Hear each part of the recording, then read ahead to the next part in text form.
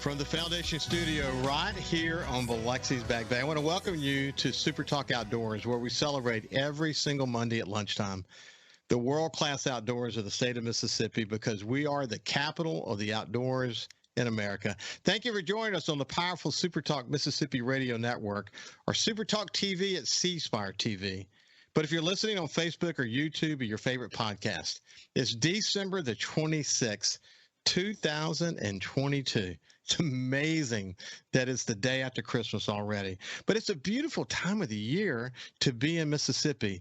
And it's cold. It's cold outside, that is for sure. Hopefully this weather has pushed some ducks down and people are out in their duck blinds having a great time. So, of course, it's lunchtime now, so you're probably out of your duck blind headed back to the camp, or maybe you're in the camp. Maybe you're in your truck just going to get something to eat. But the fact is, this is a great time of the year to be in Mississippi, whether you're duck hunting or deer hunting or just absolutely enjoying what this state has to offer. But it's been cold, so I hope you've been safe out there as we experience some really record, at least from a day-to-day point of view. The kind of temperatures we've been dealing with are just incredible. That is for sure. Listen, we have a special show today. We're gonna have two guests. In the first half of the show, we're going to be visiting with my friend Steve Azar, the music and cultural ambassador for the state of Mississippi. And as I brag every week here on Super Talk Outdoors, he not only wrote the state song for Mississippi, the new state song for Mississippi, but he wrote that song is the theme song for Super Talk Outdoors, and I'm so proud to have it. And I thought a great way to celebrate this year is to bring Steve on, to tell him how much I appreciate him having that song as the theme song for Super Talk Outdoors, but also the fact that over the last day or two, you've been able to hear some wonderful Christmas music on Super Talk Outdoors that Steve has been part of for a number of years. But without any further ado, let me bring my friend Steve Azar into the conversation. How you doing, buddy? Merry Christmas, a day late. Yeah, Merry Christmas a day late. There is no doubt. Man, it's a great time of the year. And I love that we talked recently, and we talked about how when duck and deer season open in Greenville, that people kind of vanish. Yeah, oh my, they vanish. Oh, you kidding me? And their clothing changed in the closet, everything, the camouflage, everything, gets moved up to the front, blaze orange for deer hunting. I love it. All their regular clothes, you don't see them in for a month. It's more than a month, and the weather's getting perfect for it all, right? It really is. Listen, we had a series of rains over the past several weekends, and that's after not getting much rain at all. So I would go to my place up in the Delta, and actually bring my truck back here, and not have any mud on it. I mean, it was weekend after weekend, we didn't have any mud on it. But boy, I had to stop now on the way home, because if I don't. Then all that Delta gumbo drips into my driveway, and it creates quite a mess. But you're a pro at that, aren't you? Well, I was in Jackson the other day, and it was that big storm we had a couple weeks ago, and I had to swim home. I'm telling you, I couldn't. I'm telling you, I couldn't tell where the road was or water, and it'd been so dry. Our pond.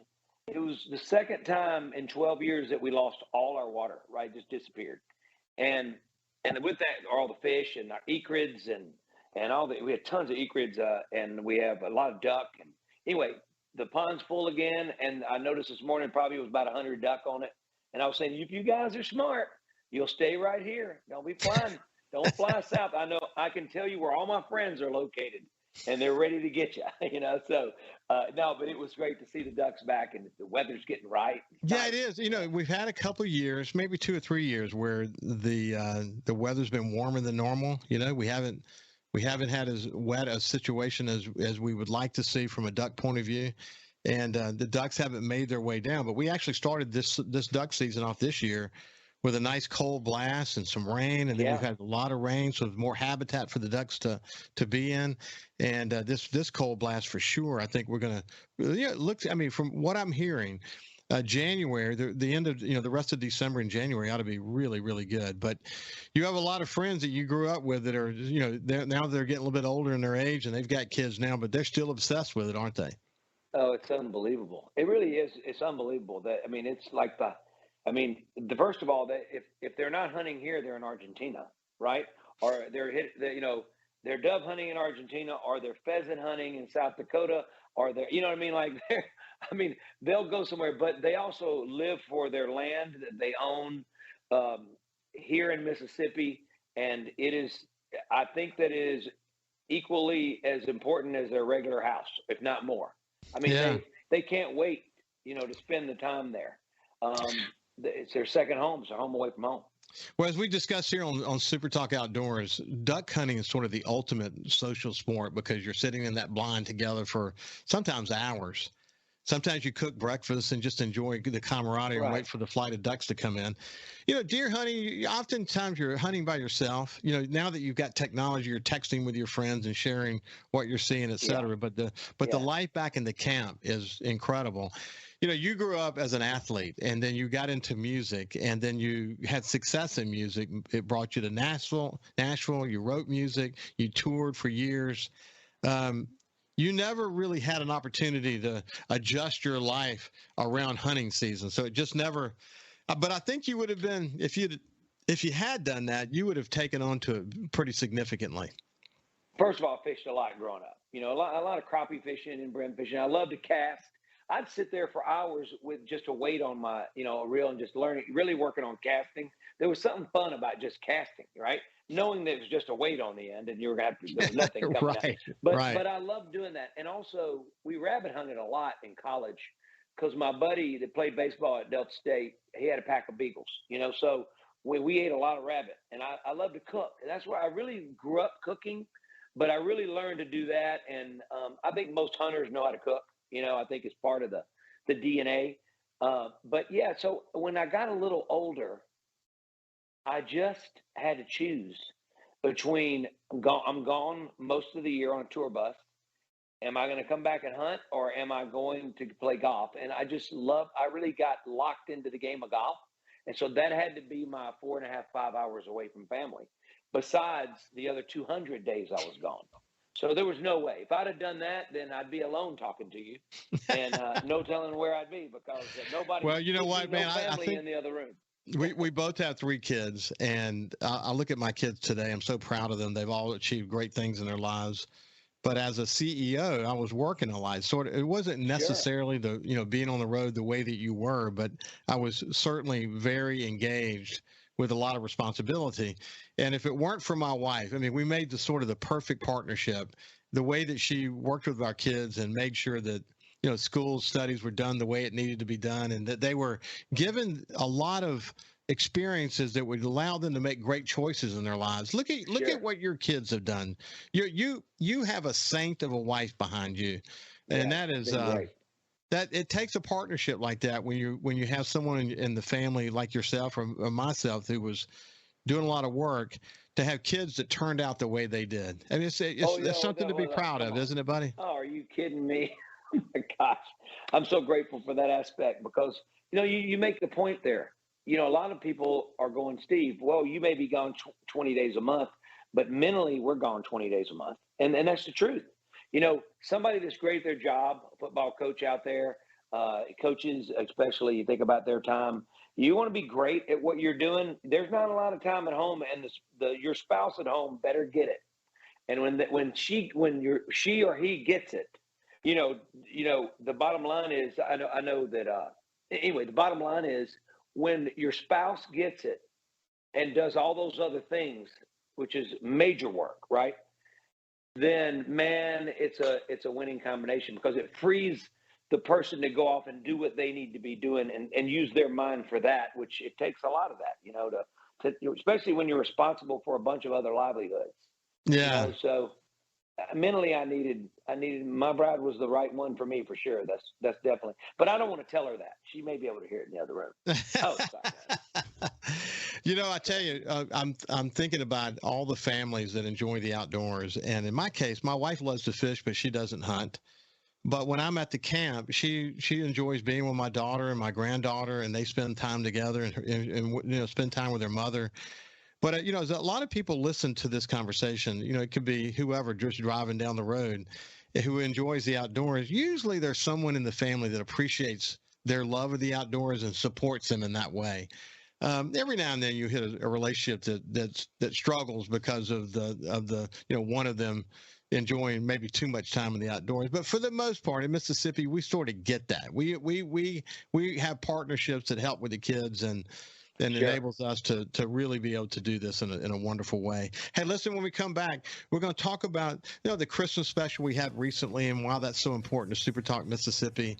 And we'll talk a little bit more about Steve's song, One Mississippi, and how special it is. So special. We'll see you after this break. Whistling that sweet soul for him. I said 3 Mississippi to this land called home. I'll breathe Mississippi till I'm dead and gone. Just carry on. I'll carry on. Mississippi.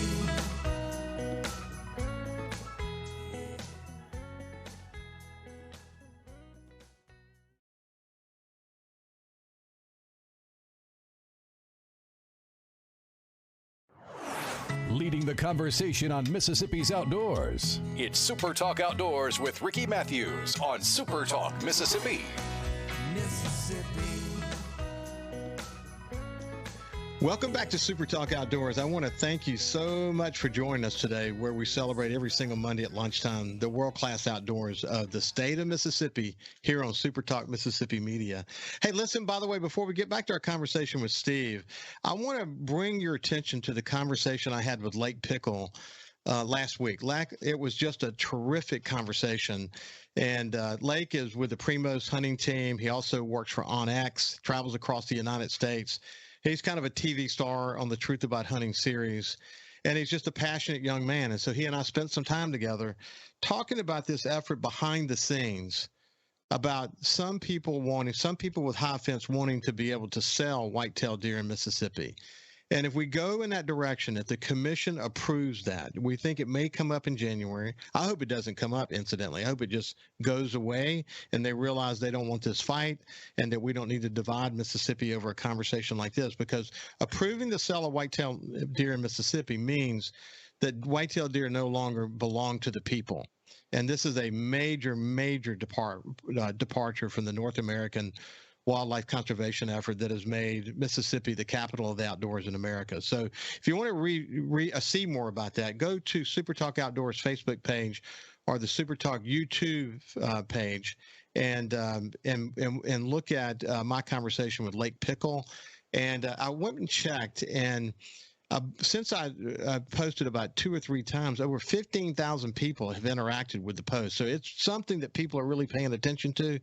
And I think the people are getting educated and they're very concerned about it. So we'll be talking more about that in the weeks to come. But for now, just educate yourself. Let's hope it doesn't come up. But if it does, we're going to show them how strong the 700,000 fishing and hunting community is in the state. And we can't let 2 or 3 guys, rich guys who are connected with high fences, change the wildlife legacy of our entire state for generations to come. That's how important this is. So anyway, that's enough about that. Let's get back to my friend Steve Azar. You worked up. I like seeing you worked up.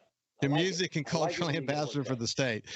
Yeah, I mean, one of the beautiful things about Super Talk Outdoors is that we're telling stories and enjoying the outdoors together, but every now and then a topic comes up that infuriates me, and this is one of them.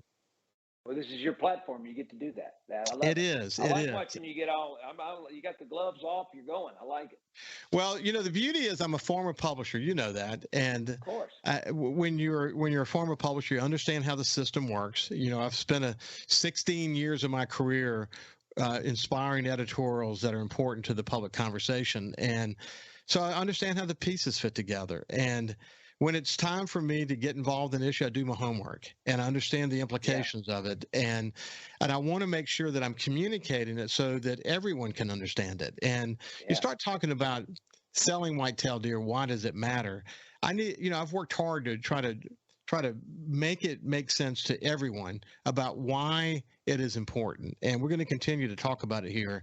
And I'm excited to have the platform to be able to make a difference. And hopefully we don't do it. If it gets passed by the commission, the reality is it's going to be taken to court. It's going to cost both sides millions of dollars before it's all over. Everything's going to court these days. It's ridiculous. And why? Look, in an age of anti-hunting, Steve, the last thing we need to do is have the hunting community fighting with one another. It doesn't make sense. It doesn't make sense.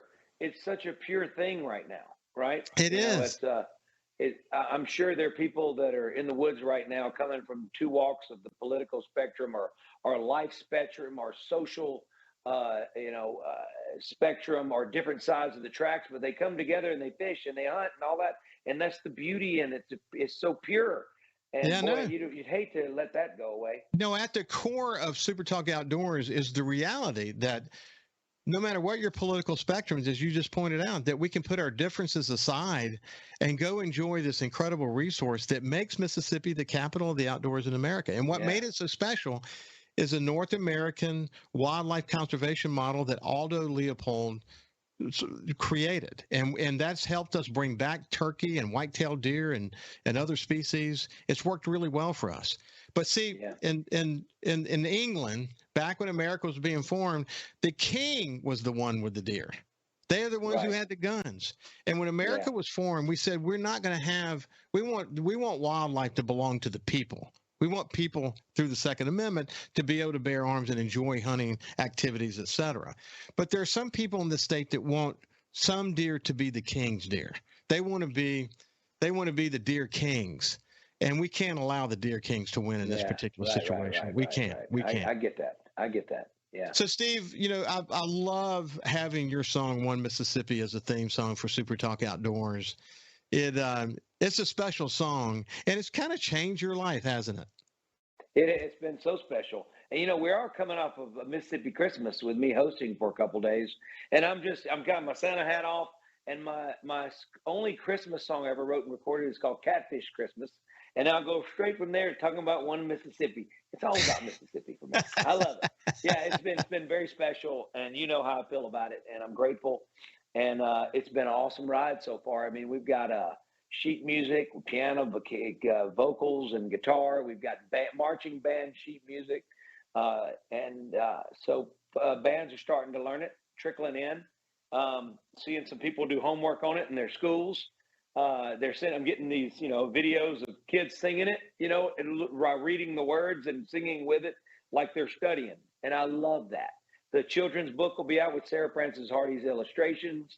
Our goal is to have it in every kid's hands, K through 3, hopefully next year if it's possible. That's our goal, and not an expense to them. That's our goal. So we're working on it. Speaking of putting our differences aside, the song, whether it's an adult or a child, is a lesson in the diversity of Mississippi. It's a lesson in geography. It's a lesson in what makes this state such a special place.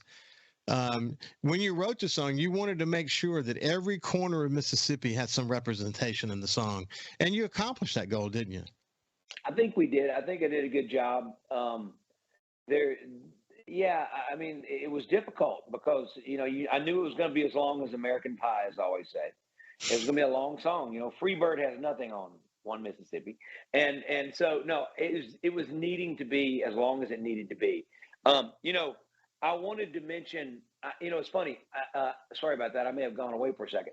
I really wanted to mention Elvis Presley and B.B. King and Muddy Waters. I want to say those names, and William Faulkner and all, but I chose to take the places and the things that they affected, like the America's music birthplace where rock and roll was made out of our gospel and blues and that pure country tune, authors and poets.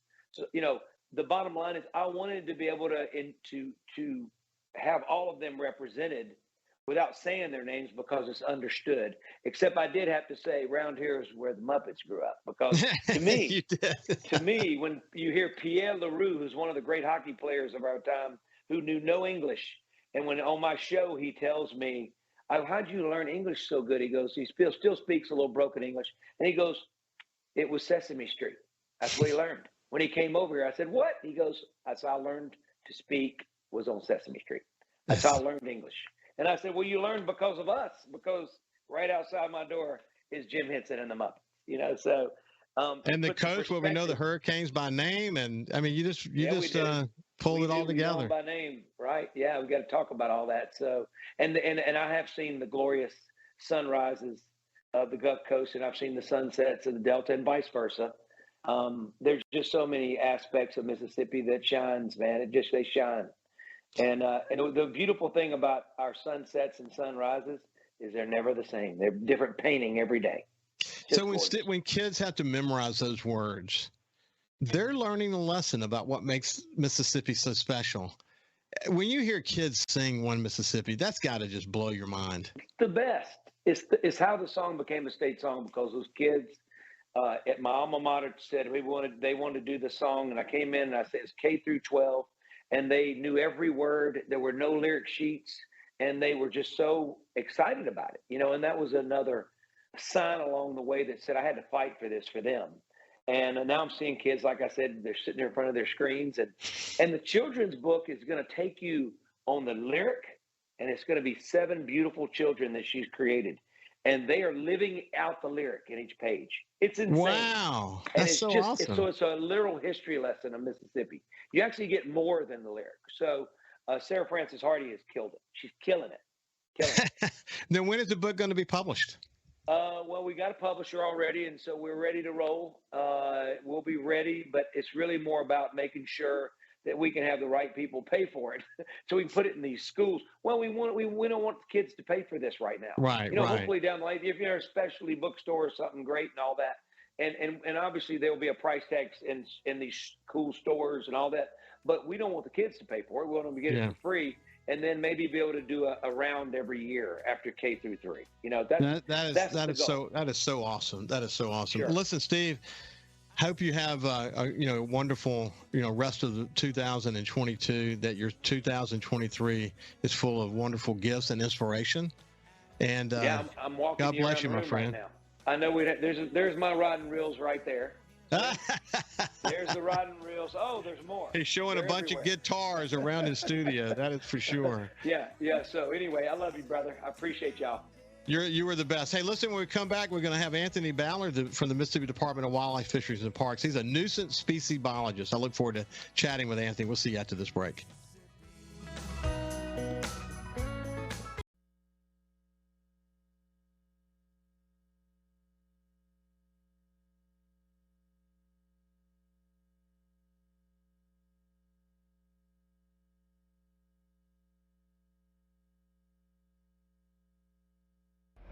This is SuperTalk Outdoors with Ricky Mathews on SuperTalk Mississippi.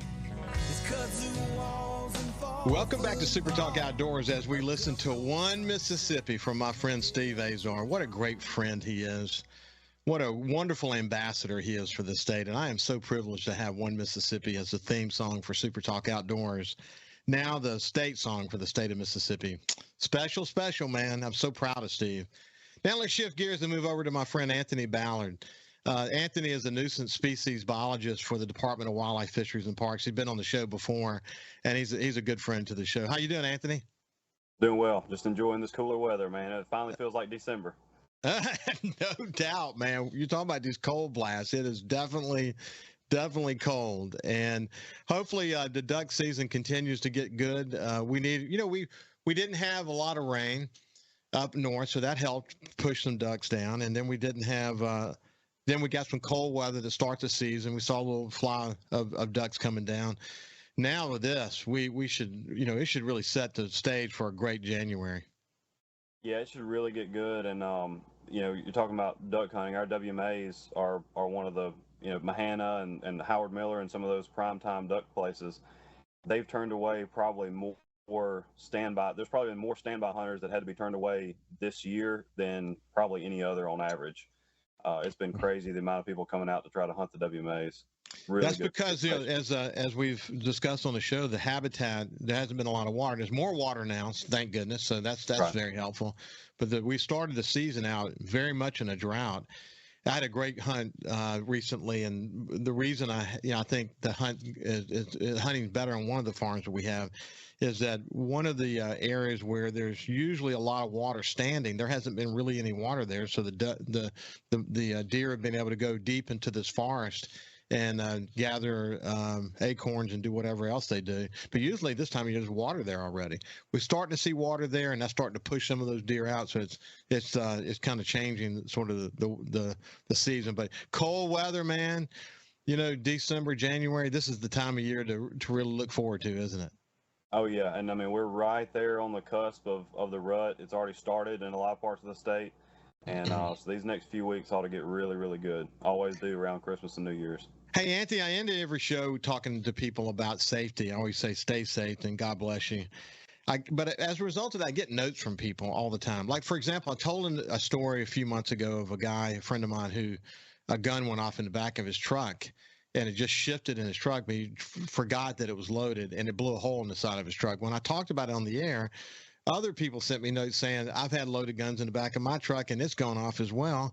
This past week, I actually got a note from a guy who shot a deer, and his gun was loaded, safety was off. He was a little hyper, nervous, and he found the deer, but the gun was still loaded, safety was still off. He's all caught up in the moment. He goes to his truck. He's taking the gun off his shoulder. He just literally barely brushes the trigger. The gun goes off.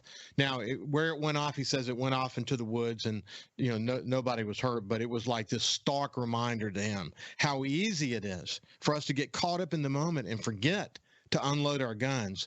You hear that too often, don't you? I do. That and tree stand safety, obviously. And I was with a landowner last week, as a matter of fact, where he noted that they had just gotten their Jeep back from the shop because they had to repair a hole from one of the camp members that was getting in the Jeep, like you said, brushed the trigger on the way in somehow, and ended up blowing the hole in the top of in the roof of the Jeep. So it's definitely something to keep in mind. There's really no reason to put your gun into the truck or car with a round in the chamber anyway. At the very minimum, take the round out of the chamber. There's no reason to have it. You're not going to have to. You're not going to have to do anything with a actually loaded gun inside the truck anyway. So why not just unload it? Just be what I preach is, and all my family and friends is, unload your gun, and then when you come into the camp, have the breech open so that others can check it. Right. If anyone in the camp sees a closed breech, treat the gun like it's a loaded gun. And let me know about it, because there's no margin for error, buddy. I mean, this guy that sent me this note, somebody could have been standing next to him and they'd be dead today. And too often we hear just tragic stories like that it's just accidents, just because someone forgot to unload their gun. And it's easy when you shoot a deer and you get caught up in the excitement of it, and you're not sure if he's going to be alive when you get to it, and you got a bullet in the chamber. So dangerous.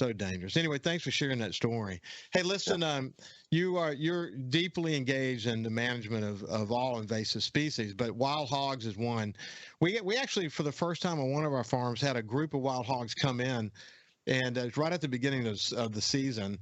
And I went in to sit in this particular stand, and sure enough, at 5 o'clock, here they come. And they had a couple of big sows and several other boars, and I waited and waited to see if one of those big ones would come out. It didn't come out, but I shot one of the boars, and man, when I shot pigs were running in every direction. I mean, squealing and running in every direction, and we haven't seen them since. So whatever I did made them go away, but too often they don't go away. Isn't that true?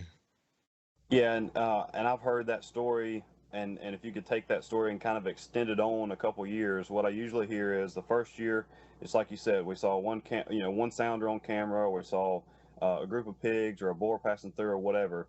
And then the next year there's more, and then the next year there's more. And what I try to hammer home to people like to wait until it's a big problem. It's a problem now, and it's only going to get worse. And so the only chance you have of getting out ahead of it and actually being able to make a good difference is right now, because right now, as far as you're only dealing with one group of pigs. But if it gets to, that area gets more and more saturated, it's way more hard to to actually reduce that population. And you spend, as you and I discussed the last time we were on, man, you spend a lot of time helping sort of eradicate these species in places where they shouldn't be. But you have said, and you continue to say, that how quickly they can backfill. It is just really a constant challenge, isn't it? Yeah, so an adult sow in good condition can breed twice a year, and on average she's going to have 4 to 6 piglets. But I mean, I've witnessed several sows over my career that have had as many as 12 or 13. And so when you think about that kind of reproductive rate, and then the absence of a major predator to keep those for those piglets to reach maturity, and which sexual maturity for a hog is going to be right around 6 to 8 months, depending on body weight, you can start to get the picture of how fast they can actually reproduce. Man, they can do some damage, man. I mean, again, this one little section of the farm is where they were, but man, when they come in and just one night, they just it's like they just bore the ground up all around. What are they looking for? So it depends on the time of year. Sometimes it could be something as simple as, roots and tubers underneath the ground. Other situations, it could be things like grubs and, cicadas, cicada larvae and stuff like that. Some type of invertebrate. Could be crawfish in an area that has, area that's water is receding, coming in and out. So it sort of depends. But, I've always said, if you're looking for pigs, they're usually going to root just because they're pigs. I think they just prefer to do it just because they're pigs. But like I said, it kind of depends on the situation. Sometimes they root really, really deep to get to what they are, and then sometimes it's just kind of superficial because they're cruising through maybe a hardwood bottom looking for acorns or something like that. So it's one of those abilities that they have to attain food that other species really don't utilize, and so that's the reason they're pretty much always a bit able to make a living, wherever they end up. 365 days a year, it really never lets up, does it? No, it doesn't. Yeah, and that's, as far as management. That's another thing I try to hammer home to people is, like, when you take your foot off the gas, when you go, and I understand the rut's coming up, people are not thinking about hog trapping or management right now, but every day that you're taking your foot off the gas and not trapping or not managing that property in some kind of way is a day that you're losing ground. Unbelievable. As we've discussed before, technology has come a long way. Kind of give us a sense of how technology has changed. Man, probably one of the biggest, as far as technological improvements go, are those automated trapping systems. Now you can sit on your phone and trap pigs laying in your bed. My wife's not a particularly good, big fan of the emails going off at 2 o'clock in the morning, but it's one of those things that's part of the job. But that allows you to control that situation completely. You can control how many pigs to make sure you've got the entire sounder in the trap before you drop the gates. Make sure that you're not catching anything except hogs, and it really just brings a new control over that situation in trapping. When we come back, we'll continue to talk about technology. How, if you've got an issue, what you need to do, who you need to call. But we're spending some time with Anthony Ballard from the Department of Wildlife, Fisheries, and Parks. He's a nuisance species biologist, and we'll continue the conversation after this break. Now that's Mississippi.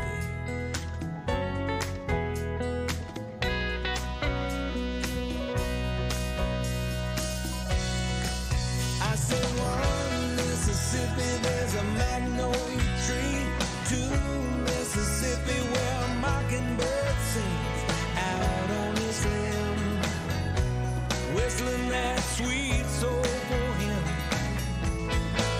I said 3 Mississippi to this land called home.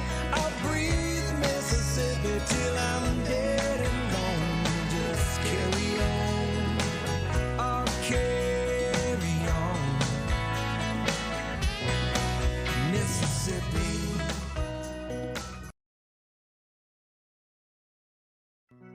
We live in one of the best places in America to enjoy the outdoors. So let's talk about it. It's Super Talk Outdoors with Ricky Mathews on Super Talk Mississippi. It's kudzu walls and fall football. Welcome back to Super Talk Outdoors. Again, I hope you had a great Christmas. What a beautiful time it is. A beautiful time of the year it is to enjoy the outdoors. I've got Anthony Ballard from the Department of Wildlife, Fisheries, and Parks. He's a nuisance species biologist. We'll give you a sense of some of the other species that he focuses on here in just a second. But when we went to break, we were actually talking about how new technology has really enabled them to be much more efficient with those traps. He mentioned that his wife doesn't necessarily like those 2 o'clock in the morning emails or calls, but sometimes you have to wait, don't you? You're just waiting for that right moment to drop that trap. Yeah, and sometimes I watch those out in the shop here. I'm out in my fortress of solitude here. We just moved here in August, so I can get away from all that and not disturb anybody. But yeah, a lot of people, think about hog trapping as more of an event, more like you set a rat trap or something, and then you just wait for the right time and drop it. But it's more of a process because hogs are extremely intelligent animals. They're up there with chimpanzees and dolphins as far as intelligence goes. So, a lot of wild hogs out there have been exposed to traps before. They know exactly what they are, and they're too smart to go inside. And so it's quite literally a training process to get them accustomed to going in the trap. So you'll have your younger ones that go in, no problem. And if you set that trap to catch right away, you're going to catch the younger ones. And then those older age class sows that are contributing the most to the population, having all the piglets, they don't get caught. And so that sow can breed one more time, and then you're right back where you were. And so it's very important to get that entire sounder, off in one shot. Yeah.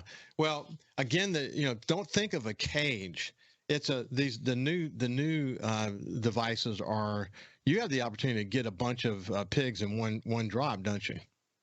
Yeah. So the average diameter of our traps that we use, what we try to use, are generally 25 to 30 feet in diameter and no less than 5 feet high. And even at 5 feet, we had one hog that jumped out, about a 200-pound boar that jumped out a 5.5 foot wall.